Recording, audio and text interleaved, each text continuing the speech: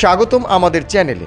আজকের ভিডিওতে আমরা আলোচনা করব ভারত পাকিস্তান যুদ্ধের সর্বশেষ পরিস্থিতি, অপারেশন সিঁদুরের বিস্তারিত, পাল্টা হামলা, হতাহতের সংখ্যা এবং আন্তর্জাতিক প্রক্রিয়া।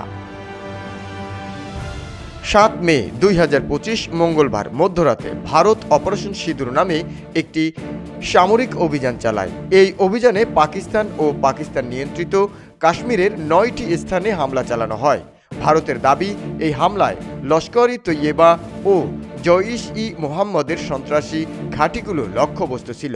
এই অভিযানে প্রায় 70 জন সন্ত্রাসী নিহত হয়েছে বলে ভারতীয় সেনাবাহিনী জানিয়েছে। পাকিস্তান দাবি করেছে তারা ভারতের 5টি যুদ্ধবিমান ও একটি ড্রোন ভূপাতিত করেছে, যার ভিডিও ইতিমধ্যে সামাজিক যোগাযোগ মাধ্যমে ছড়িয়ে পড়েছে।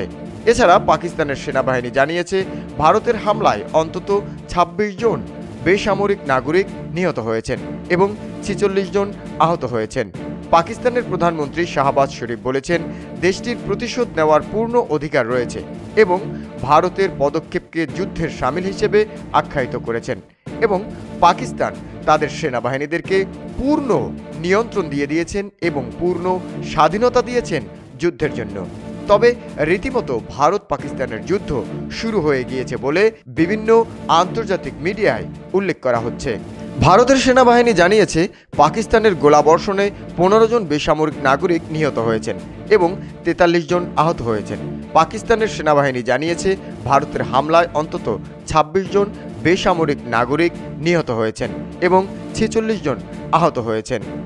তবে ইতিমধ্যে আরও দুটি খবর সামনে এসেছে। প্রথমটি হচ্ছে, ইসরায়েল ভারতের সাথে আতাত করেছে, ভারতের সাথে চুক্তি করেছে মুসলিমদেরকে ধ্বংস করার জন্য। অপরদিকে ভারতের একটি সেনা ঘাঁটি থেকে সাদা পতাকা উড়িয়ে তারা আত্মসমর্পণ করেছে এবং হেরে গিয়েছে বলে সংকেত দিয়েছে, দাবি করেছে ভারতের মিডিয়া এবং পাকিস্তানের সরকারি গণমাধ্যম। ভারত পাকিস্তান যুদ্ধের বর্তমান পরিস্থিতি অত্যন্ত উদ্বেগজনক। উভয় দেশই পারমাণবিক শক্তিধর হওয়ায় এই সংঘাতের পরিণতি ভয়াবহ হতে পারে। আন্তর্জাতিক সম্প্রদায়ের উচিত দ্রুত হস্তক্ষেপ করে উভয় পক্ষকে সংযত করা।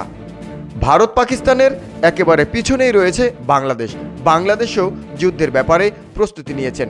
ডক্টর মোহাম্মদ ইউনূস এক বক্তৃতার মাধ্যমে বাংলাদেশের বিমান বাহিনীকে, বাংলাদেশের সামরিক বাহিনীকে, বাংলাদেশের সকল মানুষকে এই যুদ্ধের পরিস্থিতি মোকাবেলার জন্য প্রস্তুত থাকার কথা বলেছেন।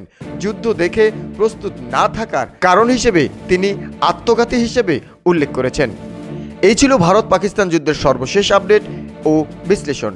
আপনার মতামত জানাতে কমেন্ট করুন, ভিডিও লাইক ও শেয়ার করুন এবং আমাদের চ্যানেলটি সাবস্ক্রাইব করতে ভুলবেন না। পরবর্তী ভিডিওতে আবার দেখা হবে ইনশাআল্লাহ।